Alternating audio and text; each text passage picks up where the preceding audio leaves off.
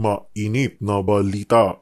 Ayaw na. Ayaw na. Tumiwalag na po si Senador Amy Marcos Yun, naghiwalay na ng landas. sa alyansa para sa bagong Pilipinas na suportado ng administrasyong Marcos. So, matatandaan nyo, nung last na campaign rally, ay 11 na lang ang sinabi na kandidato ng alyansa.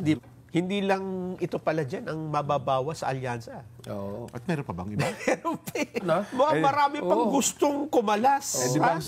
Kilala mo ba yung dalawa pa na in the coming days baka kasi ito hindi pa naman direktang nagsasabi. Pero medyo may ganon. pahiwatig lang. Ito, maintindihan ba kung bakit eh? Meron ngayon mga kumakandidato na bahagi ng alyansa na nagkakanya-kanya na, Kuya Benny. Yun ang impormasyon lang naman natin.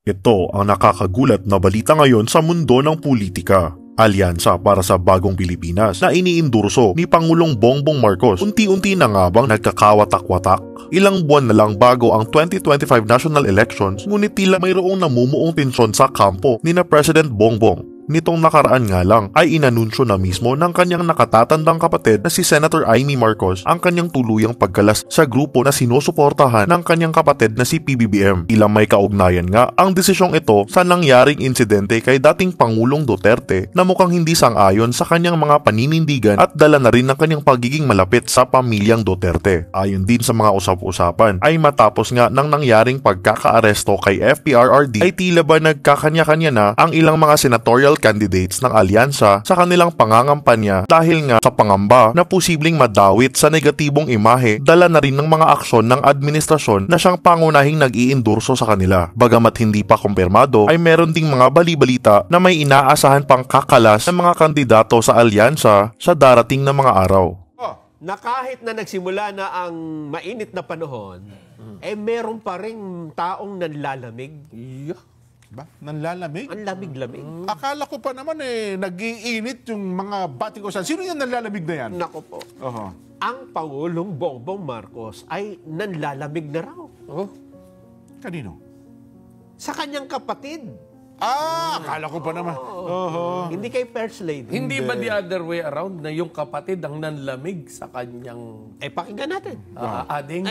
Pakinggan natin si Senador Amy Marcos. Yeah, Ano sige. nga ba talaga nangyari?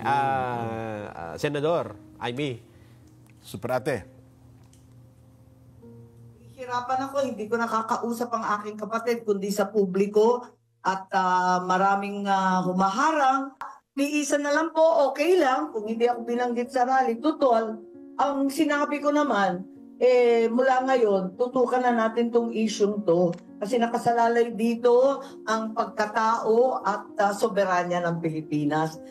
This is way past Marcoses or Dutertes or politics or the elections. This is really the most important argument today. Ayan. Ayun. Nanlalamig na. Yung sinabi niya soberanya, malamang ang tinutukoy niya ron is kung pwedeng gawin kay Duterte to, kay dating Pangulo, pwede rin gawin doon sa mga susunod pa. Ayun na nga. Na didemanda mo lang doon, sisiraan at sisiraan mo, tapos padadala mo na ron. Ayun na nga. Dahil hindi mo kayang patunayan dito sa Pilipinas na kriminal nga yung iyong dinidemanda. Lalo yung mga impeachment official, impeachable official, no? Yes, Supreme Court, marami mga opisyalis ng bayan niya na impeachable paano kung gayon din ang nangyari, no? Kaya nga. Merong impeachment case, so kaya naman sinampahan din ang kaso sa ICC. Kaya sinasabi niya yan. Huli ka agad. Kaya ang ginawa ho ng Senador Amy Marcos, dahil dyan, total, malamig ka naman na sa akin, ayoko na rin sa'yo. Yan. Oo. Ayaw na. Ayun na. Tumiwalag na po si Senador Amy Marcos Yun, naghiwalay na ng landas. sa alyansa para sa bagong Pilipinas na suportado ng administrasyong Marcos. Alam mo, ako ang isa sa mga masasabi ko nalungkot sa balita na yan, Nelson. Bakit? Alam mo, kasi tayo, ugali natin, ayaw natin lalo yung magkakapatid, di ba? Yung biological na kapatid mo, di ba? Sa laman, yung mag-aaway kayo dahil lamang sa politika. Nakakalungkot yung bagay na yan, Nelson. Kung matatandaan natin, Jen, sa tingin ko, nauna nga ang alyansang alisin siya eh. Dahil dun hindi siya binanggit eh. Oo, matatandaan nyo, nung last na rally, campaign rally, ay 11 na lang ang sinabi na kandidato ng alyansa, di ba? Sa Cavite yan eh. Oo. Kaya mukhang hindi lang ito pala dyan ang mababawa sa alyansa. Oo. At meron pa bang iba? Pero ang gulo ng sitwasyon ha. Mukhang marami pang gustong kumalas. Di ba, sabi ko nga sa iyo noong nakaraan, meron ngayon mga kumakandidato na bahagi ng alyansa na nagkakanya-kanya na, Kuya Benny. Yun ang impormasyon lang naman natin. Mula nung nangyari sa dating Pangulong Duterte yon, wala na silang parang yung buo na sila yung magkakasama. At iniiwasan na nila ngayon ang parte ng Mindanao at ilang lugar sa Bisaya. Kasi lalo na nga po, pag-identified nila na baluarte ng mga Duterte, hindi makapagkampanya itong grupo ng alyansa ng Bagong Pilipinas. Kilala mo ba yung dalawa pa?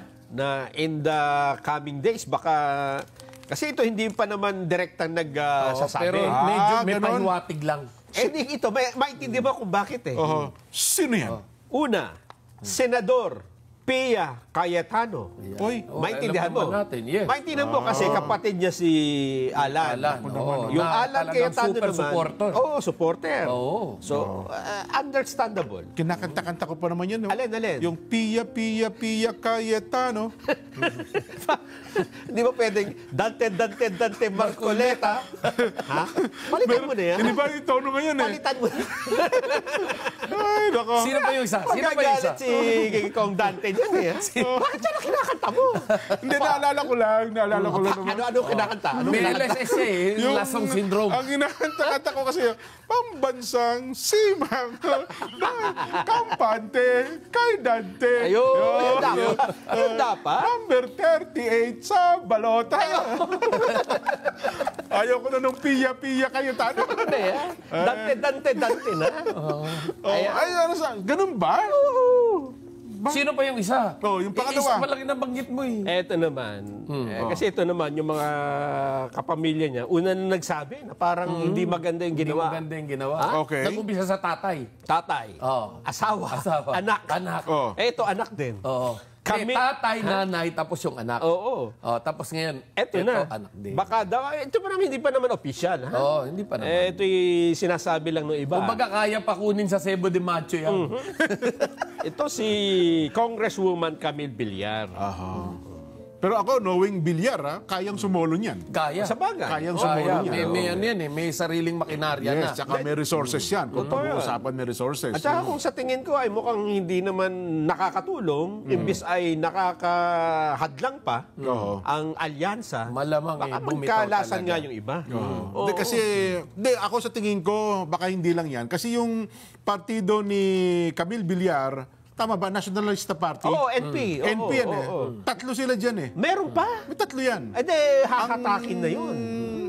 At siyempre, ang inaasahan nila dyan ay ang pamilya Oo nga. Manny Villar at saka Cynthia Villar. Funding, ano? Kung ang pag-uusapan ay funding, Oo nga, oo hindi ko na sasabihin kung sino. Alamin na lang. Kung Sino sino yung NP. sa tatlo ng membro dyan ang kapartido nila sa NP rin. Naku po. Yun lang naman ang... sana. Mali tayo. No? Jen, ipinagmalaki pa naman ng Pangulong Bongbong Marcos eh. Na? Doon sa unang-una nilang campaign sortie, ha? Yung sa Ilocos Norte. Sabi niya, tayo lang. Ang partido na nakabuo ng kompleto. 12 tayo. Pwede ba natin ipaalala? Baka sabihin nila Hindi, hindi kompleto totoo. naman, 11. 11 na lang kompleto. Kompletong 11. Meron ba tayong video nun? Pero gaya lang, mukhang hindi naman inihanda eh. Ganun ba? Pero nakita natin. Pero natandaan mo yun, di ba? Kompleto. Yung pabulol-bulol pa nga eh, di ba?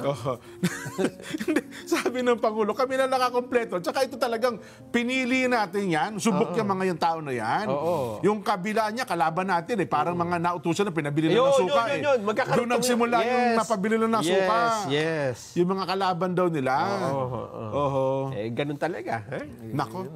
Ang isa sa naaawa ko dyan ngayon, na ipit. Alam mo kung sino? Sino? Senator Francis Tolentino. Oo nga. Di ba? Oo. Alam mo na, si Santol, kasama sa palatuntunan niya. Wala tayong masamang tinapay.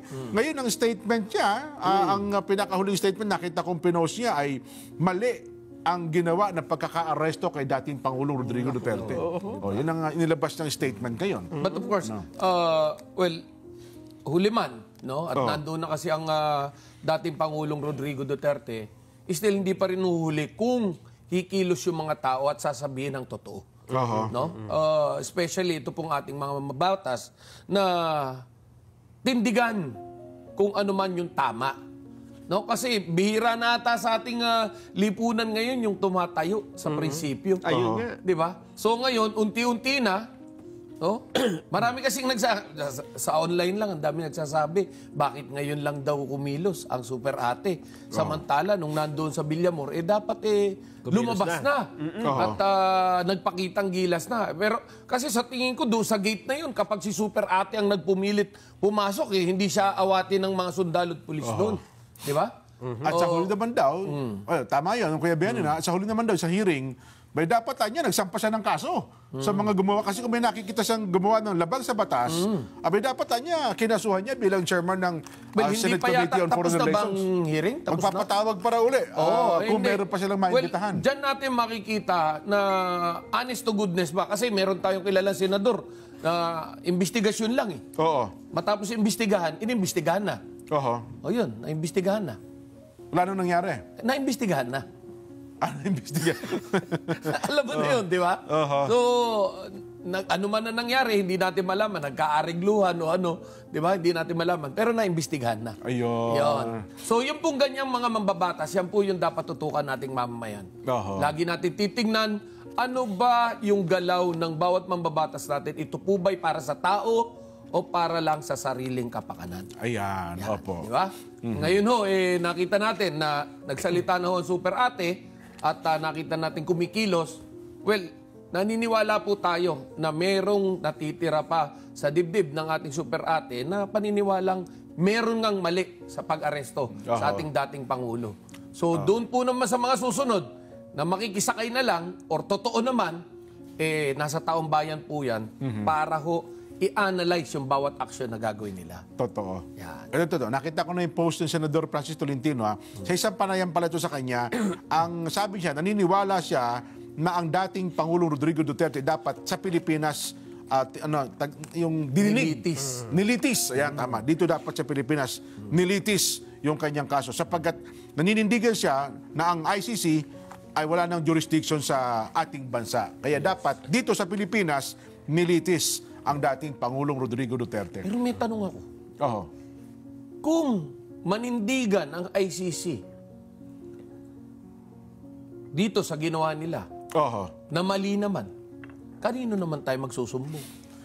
Mukhang ganun na nga nangyayari, Kuya Ben. Ako sa sitwasyong ito, nakikita natin na mukhang paninindigan na ng ICC. Hawak na nila. Maliban na lamang kung mayroong mga petisyon ngayon na pauwiin ang dating Pangulong Rodrigo Duterte, kung mapagbibigyan nila yon. Hindi yun ang punto. Ang punto ko is, sakaling ang ICC ang nagmalabi sa kanyang kapangyarihan, na wala naman silang, hindi naman nila saklaw ang ating pong bansa, saan tayo magsusumbong? Kay Tulpo. Kay Tulpo. Disgrasya. Huli. Na ito ito tinatanong mga nasa online mga netizen. Magsalita nga kayo. Yung mga Tulpo. Ano posisyon nyo dito? Wala. Diba? Mahirap muna kaya. Tahimik nga daw sila. Muna sila ngayon sa issue na ito. Kasi si Erwin nasa Alyansa. Yun pa. Di ba? At si Kuya Rapi naman. Alam mo naman medyo nakikiramdam din ko yan. Yun. Ang sitwasyon natin. Kaya